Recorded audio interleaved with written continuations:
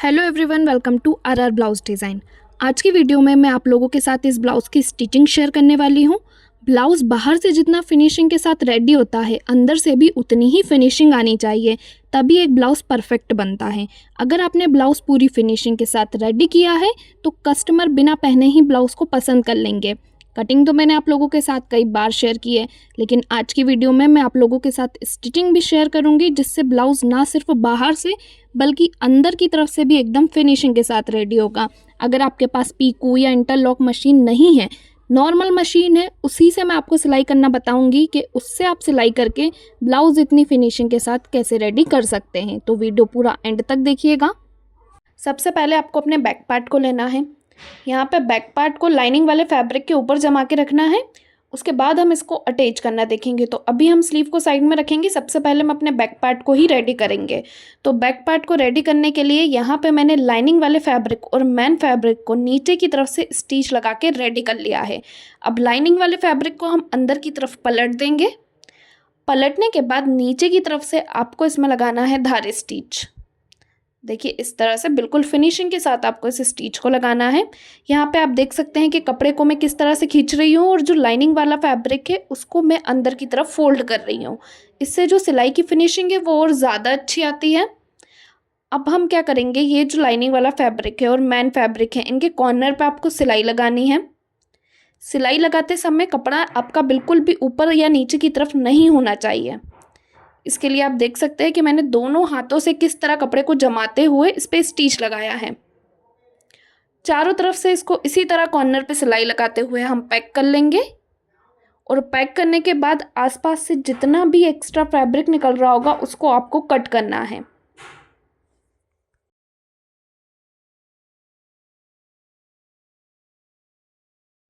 Cut करते समय आपको ध्यान रखना है कि मैन फैब्रिक का जो एक्स्ट्रा कपड़ा आपका निकल रहा होगा ना, सिर्फ वही आप कट करें।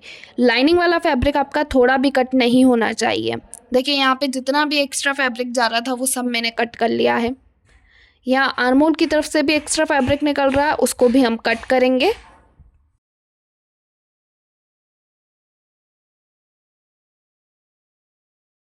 कट करने के बाद अब जो हमारा बैक पार्ट है उसमें हम डॉट का निशान लगाएंगे। तो सेंटर से आपको इंच टेप को रखना है और ये निशान आपको लगाना है 4 इंच पे।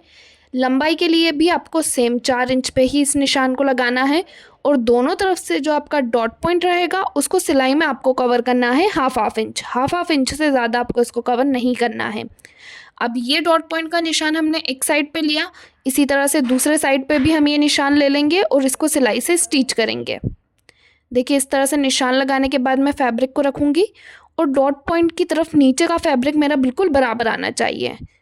बराबर से जमाते हुए इस पर हम स्टिच लगा देंगे बिल्कुल फिनिशिंग के साथ। इसी तरह आपको क्रॉस में स्टिच लगाना है। अगर ये डॉट पॉइंट आप एकदम स्ट्रेट स्टिच करोगे ना तो फिर यहाँ पे आपको व्रिंकल्स आएगा, इसलिए आपको इसको क्रॉस में ही स्टिच करना है।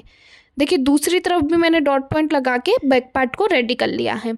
अब अभी अपना बैक पार्ट कंप्लीट हो चुका है, इसको साइड में रख लेंगे। अब हम हमारी स्लीव को रेडी करना देखेंगे और अब स्लीव को भी हम अटैच करेंगे अपने मेन फैब्रिक के साथ। तो सबसे पहले हम नीचे की तरफ से सिलाई लगाएंगे। इस तरह से आपको नीचे की तरफ से दोनों फैब्रिक को पैक कर लेना है और बिल्कुल फिनिशिंग के साथ सिलाई लगानी है। देखिए, मैंने कपड़े को कैसे जमाया है। अब आसपास से जितना भी एक्स्ट्रा फैब्रिक निकल रहा होगा उसको मैंने कट कर लिया है। कट करने के बाद नीचे की तरफ से अब हम धार स्टिच लगा के इसको पैक करेंगे। धार स्टिच लगाते टाइम नीचे की तरफ जो लाइनिंग वाला फैब्रिक रहता है उसको आपको हाथों से अंदर की तरफ फोल्ड करते हुए सिलाई को लगाना है। फिर नीचे की तरफ से सिलाई लगाने के बाद चारों तरफ कॉर्नर पे आपको सिलाई लगा के इसको पैक करना है। जैसे हमने बैक पार्ट को पैक किया था उसी तरह से स्लीव के कॉर्नर पे भी आपको सिलाई लगानी है। तो देखिए, चारों तरफ मैं इस तरह से सिलाई लगाऊंगी और यहाँ पे भी हम कपड़े को हाथों से सेट करते हुए जाएंगे। जितना भी एक्स्ट्रा कपड़ा निकल रहा होगा उसको हम कट कर लेंगे। अब जैसे हमने ये वाली स्लीव रेडी करी है ना, इसी तरह से आपकी दूसरी वाली स्लीव भी रेडी होगी। तो दोनों स्लीव मैंने यहाँ पे तैयार करके रखी हुई है। अब आपको क्या करना है, स्लीव का एक सेंटर निकालना है। सेंटर निकालने के लिए स्लीव को फोल्ड करेंगे और उसके सेंटर पे एक कट लगा लेंगे।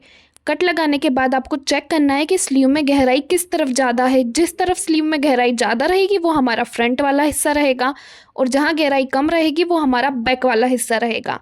इस तरह से आपको स्लीव पे लिख भी लेना है कि कौन सा फ्रंट आ रहा है और कौन सा बैक आ रहा है। लिखने के बाद आपको चेक कर लेना है कि जो गहराई वाले हिस्से हैं वो एक दूसरे के अपोजिट आने चाहिए, इस तरह से।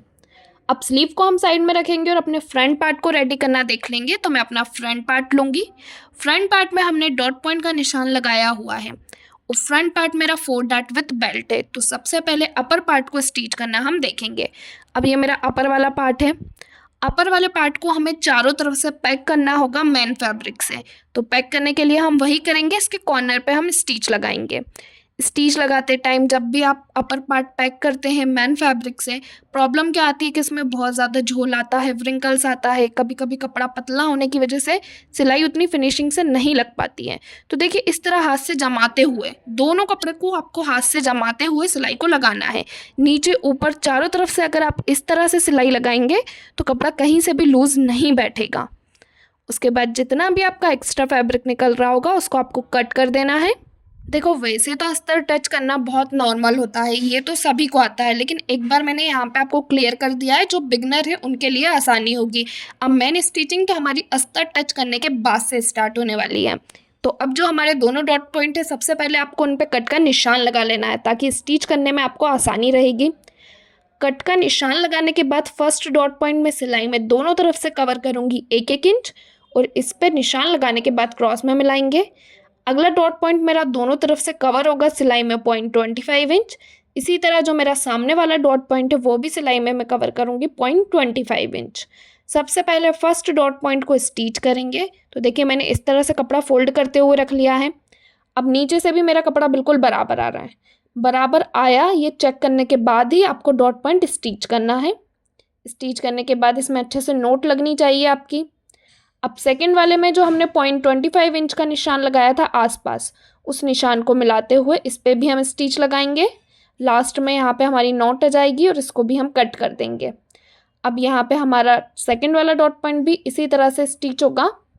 तीनों डॉट पॉइंट बहुत आसान होते हैं। फोर्थ डॉट पॉइंट को स्टिच करते समय थोड़ा सा ध्यान रखना होता है। देखिए यहाँ पे आपको क्या करना है, जो हमने दोनों कट लगाए थे ना उनको बिल्कुल बराबर से मिलाते हुए एक दूसरे के ऊपर रखना है, और जहाँ फोर्थ डॉट पॉइंट ख़त्म हो रहा होगा वहाँ क्रॉस में सिलाई को लगाते हुए लेके जाना है, और वहीं पे आपकी सिलाई ख़त्म होनी चाहिए। वहाँ पे हम इस तरह से नोट बांध के इसको कट कर देंगे। अब जो आपका फ्रंट पार्ट है उसके डॉट पॉइंट में थोड़ा बहुत भी व्रिंकल्स नहीं आएगा। देखिए कितना अच्छा पफ बन के मेरा रेडी हुआ है। अब हम हमारा बेल्ट लेंगे। बेल्ट को अपने मेन फैब्रिक से अटैच करेंगे। तो अटैच करने के लिए सबसे पहले नीचे की तरफ से सिलाई से इसको पैक करेंगे। पैक करने के बाद लाइनिंग वाले फैब्रिक को अंदर की तरफ फोल्ड करेंगे, और इस तरह से आपको नाखून से यहाँ पे हल्का सा प्रेस जैसा कर लेना है। उसके बाद फोल्ड करना है, इससे फिनिशिंग और अच्छी आएगी। अब इस पर आपको धार स्टिच लगाना है, और धार स्टिच लगाते हुए इसको वापस से पैक कर लेना है। पैक करने के बाद अब आपको क्या करना है, जो आपका मेन फैब्रिक है उसको लाइनिंग वाले फैब्रिक के बराबर से कट करना है बिना स्टिच लगाए। देखिए यहाँ मैं चारों तरफ से इसको पैक नहीं कर रही हूँ, बिना पैक किए ही मैंने एक्स्ट्रा फैब्रिक को यहाँ पे कट किया है। अब आप चाहें तो इसको पैक करके डायरेक्ट अटैच कर सकते हैं अपर पार्ट से, उसमें भी आपकी फिनिशिंग आती है। अगर आप आयरन कर लेंगे तो और अच्छी फिनिशिंग आएगी, लेकिन अगर आप और ज़्यादा फिनिशिंग चाहते हैं, इनविजिबल सिलाई चाहते हैं, तो आपको देखिए यहाँ पे क्या करना है। सबसे पहले लाइनिंग वाले फैब्रिक को अटैच करना है अपर वाले पार्ट से। डॉट पॉइंट को इस तरह से हम फोल्ड कर देंगे अंदर की तरफ, और फिर इसमें स्टिच लगाएंगे। अभी यहाँ पे सिर्फ मैंने बेल्ट का लाइनिंग वाला फैब्रिक ही लिया है जो मैं अपर पार्ट से अटैच कर रही हूँ, और जो मेन फैब्रिक था बेल्ट का उसको नीचे की तरफ छोड़ दिया है। अटैच करने के बाद जितना एक्स्ट्रा बेल्ट निकल रहा होगा उसको निकलने देना है, कट नहीं करना है।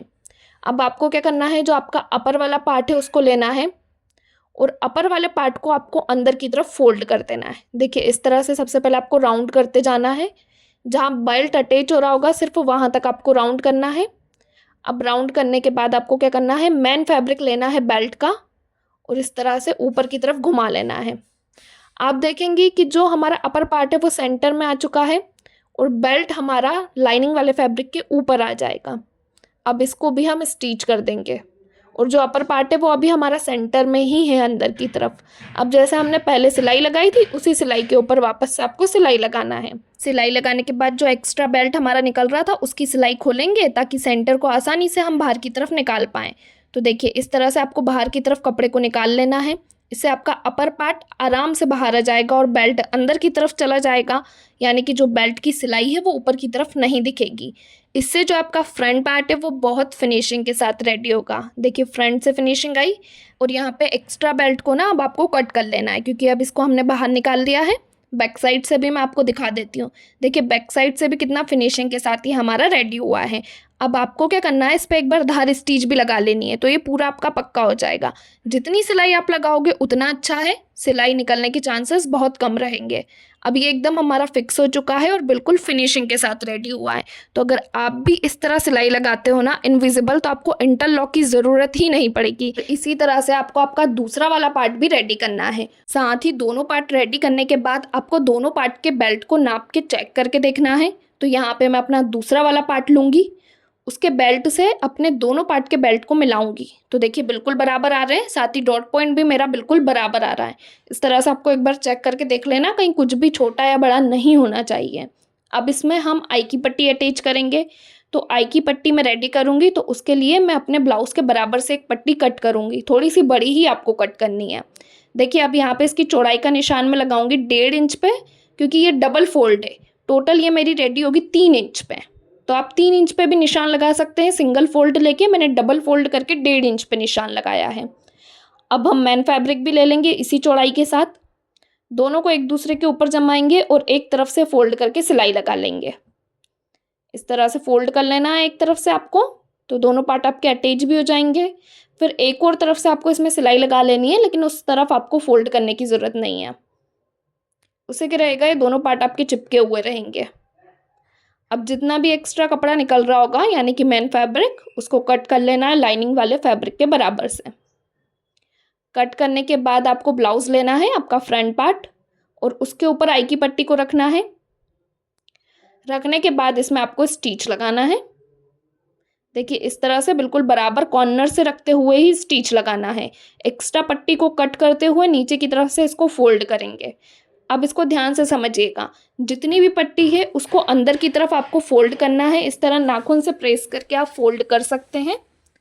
फोल्ड करने के बाद देखिए हम क्या करेंगे, जो आपका फ्रंट पार्ट है उसको आपको पलटना है। पलटने के बाद आपको इस तरह से सिलाई लगाना है कि ये जो हमारी पट्टी अटैच हुई है, ये सिलाई जो हमारी दिख रही है वो इसमें कवर हो जाए। तो देखिए इसको मैं इसके ऊपर जमा लूँगी। अब यहाँ पे हमारी कोई भी सिलाई नहीं दिख रही है, जो सिलाई दिख रही थी वो पट्टी के अंदर जा चुकी है। अब इसमें हम स्टिच लगाएंगे। तो आपको कन्फ्यूज़न होगा कि स्टिच लगाते समय नीचे की पट्टी कहीं हमारी इधर उधर ना हो जाए। तो कुछ भी नहीं होगा, आप उंगलियों से फील कर सकते हैं कि नीचे का कपड़ा आपका सिलाई में दब रहा है या नहीं दब रहा। बहुत आसान है, आपको आराम से समझ आ जाएगा। अगर आप बिगनर है तो थोड़ा सा डिफ़िकल्ट रहेगा, लेकिन आपको फील हो जाएगा कि नीचे का कपड़ा भी हमारा सिलाई में दब रहा है। अब इसमें हम डबल स्टिच लगाएंगे। इस तरह से एक स्टिच लगाया, फिर थोड़ी दूरी से आपको दूसरा स्टिच लगाना है। बिल्कुल पास पास में नहीं रखना है। अटैच करने के बाद जितनी भी गले से एक्स्ट्रा पट्टी जा रही होगी उसको आपको कट कर लेना है। कट करने के बाद आपको देखिए बैक साइड से भी मैं इसकी फिनिशिंग दिखा देती हूँ। सिलाई जो है वो हमारी अंदर की तरफ जा चुकी है। इस तरह से आप बिल्कुल फिनिशिंग के साथ इस पट्टी को रेडी कर सकते हैं। दूसरे वाले पार्ट से भी मैं नाप के देख लूँगी, क्योंकि उसमें भी मैंने हुक पट्टी लगा के उसको रेडी कर लिया है। ये पार्ट हमारा कंप्लीट हुआ। अब हम शोल्डर अटैच करेंगे। तो शोल्डर अटैच करने के लिए मैं अपना बैक पार्ट लूँगी। शोल्डर भी हम बहुत सिंपल तरीके से अटैच करेंगे। कुछ नहीं करना है, आपको बैक पार्ट के ऊपर फ्रंट पार्ट का शोल्डर जमाना है और बिल्कुल बराबर से रखते हुए इसमें स्टिच लगाना है। इसी तरह से दूसरी साइड भी आपको करना है। बैक पार्ट के ऊपर फ्रंट पार्ट का शोल्डर जमाते हुए इसमें स्टिच लगा देना है। बस स्टिच लगाने के बाद आपको क्या करना है, इसको पलटना है और जो अंदर का हमारा कपड़ा है ना, उसको आपको बैक पार्ट के ऊपर लेते हुए इसमें एक धार स्टिच लगा देनी है ऊपर की तरफ से। इससे आपके शोल्डर पूरे लॉक हो जाएंगे, प्लस पाइपिंग लगाने में भी आपको बहुत ज़्यादा फिनिशिंग देखने को मिलेगी। इस तरह से आप शोल्डर पे एक और स्टिच लगा दीजिएगा ऊपर की तरफ से। स्टिच लगाने के बाद आपको एक बार अपनी दोनों फिटिंग वाली लाइनों को नाप के चेक करके देखना है बैक और फ्रंट की बराबर आ रही है या नहीं आ रही। मेरी बिल्कुल बराबर आ रही है। शोल्डर भी हम चेक कर लेंगे।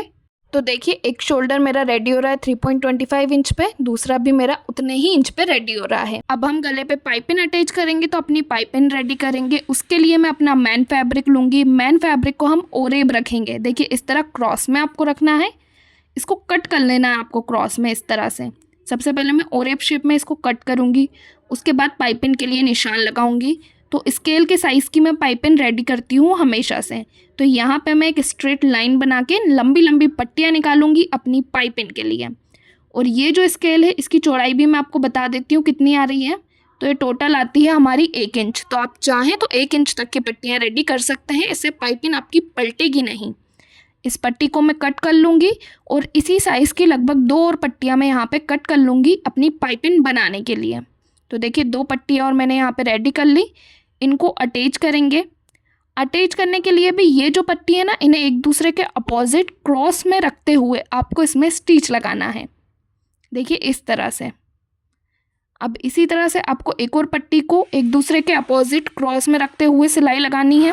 डबल सिलाई लगा के आप इसे पैक कर लीजिएगा ताकि पाइपिंग आपकी खुले ना। अब ये जो पाइपिंग हमने बनाई है इसको हम एक साइड से फोल्ड करेंगे। इस पट्टी को आपको एक साइड से फोल्ड कर लेना है। फोल्ड करने के बाद ही इसे हम अपने नेक में अटैच करेंगे। तो देखिए इसको मैंने फोल्ड कर लिया है। अब एक साइड से बराबर करने के बाद मैं अपना ब्लाउज़ लूँगी। ब्लाउज़ में आपको हुक वाला साइड लेना है। हुक वाले साइड के ऊपर आपको पाइपिंग को रखना है। अब पाइपिंग को जब आप अटैच करेंगे तो सबसे पहले आपको एक साइड इसका अंदर की तरफ फोल्ड कर देना है। फोल्ड करने के बाद इसमें आपको स्टिच लगाना है और पाइपिंग को अटैच करते हुए जाना है गले के ऊपर। पाइपिंग हमारी ओरेब है तो आपको खींचते हुए पाइपिंग को अटैच करना है। ज़्यादा आपको इसको नहीं खींचना है, नॉर्मल खींचना है। सिर्फ जहाँ आपके शोल्डर अटैच हुए रहेंगे ना, वहाँ पे आपको पाइपिंग को थोड़ा सा ज़्यादा खींचना है ताकि शोल्डर आपके गिरे ना और पाइपिंग जो है वो शोल्डर को संभाल सके। इसलिए आपको शोल्डर पर पाइपिंग को थोड़ा सा खींचते हुए अटैच करना है। अब यहाँ पे हम एक्स्ट्रा पाइपिंग को कट करके बाकी अंदर की तरफ फोल्ड कर देंगे। फोल्ड करने के बाद पाइपिंग को पलटने के लिए आपको पूरे गले पे छोटे छोटे से कट लगाने हैं ताकि पाइपिंग अंदर की तरफ फोल्ड हो सके। तो यहाँ पे पूरे गले पे मैं कट्स लगाऊंगी। कट्स लगाने के बाद हल्का हल्का सा हम इसे छाट भी लेंगे। ये जो एक्स्ट्रा कपड़ा निकल रहा है फिनिशिंग के लिए आपको इसको छाटना रहता है। बिल्कुल कॉर्नर से आपको नहीं छाटना है कि जहाँ से आपने सिलाई लगाई है बिल्कुल वहीं से आप पूरा कपड़ा बाहर निकाल दें। बिल्कुल हल्का हल्का सा आपको निकालना है ताकि पलटने पे कपड़ा बाहर की तरफ निकले ना। अब पाइपिंग को अंदर की तरफ फोल्ड करते हुए मैं इसमें स्टिच लगाऊंगी। तो स्टिच आपको कैसे लगानी है, स्टिच आपको ब्लाउज और पाइपिंग के सेंटर में लगाते हुए जाना है।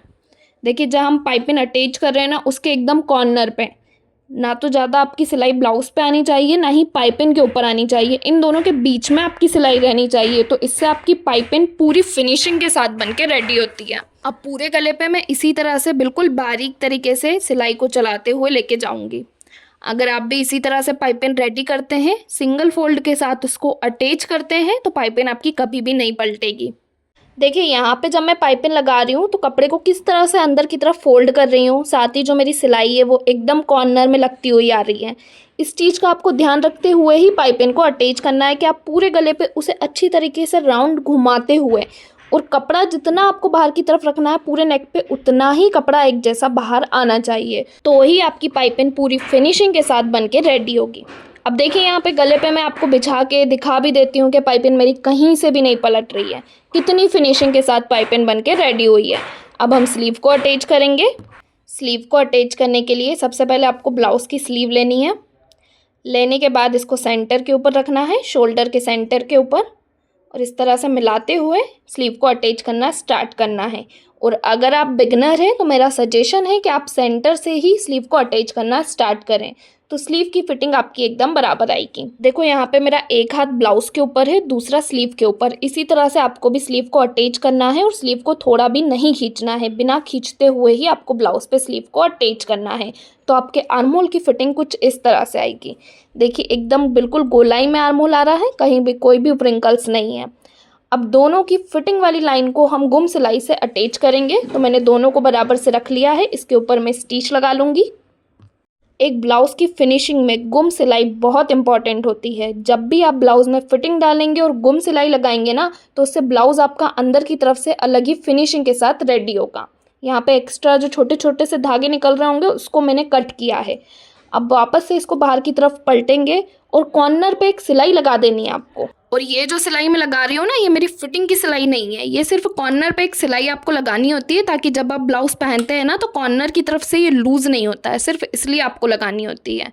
दोनों साइड पे मैंने इसी तरह से सिलाई लगा के ब्लाउज़ को तैयार कर लिया है। अब आपका जो भी बॉडी मेजरमेंट रहेगा वो आपको लेना है। लेने के बाद सबसे पहले हम फिटिंग डालेंगे वेस्ट पर। तो आपको क्या करना है, ये जो आपकी आई की पट्टी है ना, इसको छोड़ते हुए इंच टेप को रखना है।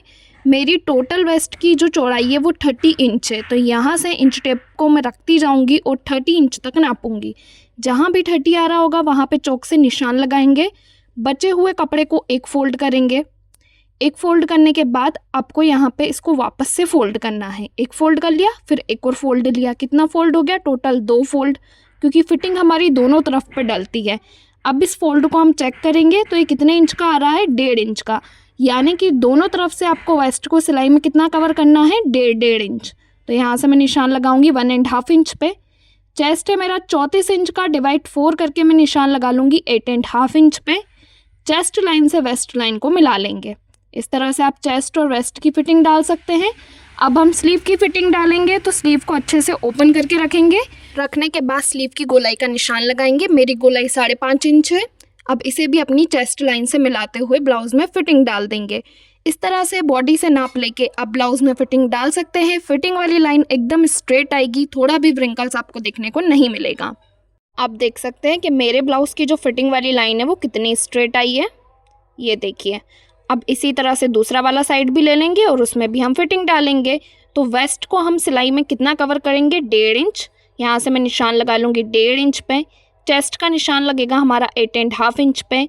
चेस्ट लाइन से वेस्ट लाइन को मिलाएंगे। मिलाने के बाद स्लीव गोलाई का निशान लगा लेंगे। तो ये निशान मैं लगाऊंगी 5.5 इंच पे और इसे भी अपनी चेस्ट लाइन से मिलाते हुए ब्लाउज़ में फिटिंग डाल लेंगे। इस तरह बिल्कुल फिनिशिंग के साथ गुम सिलाई लगाते हुए आप अपने ब्लाउज़ में फिटिंग डाल सकते हैं।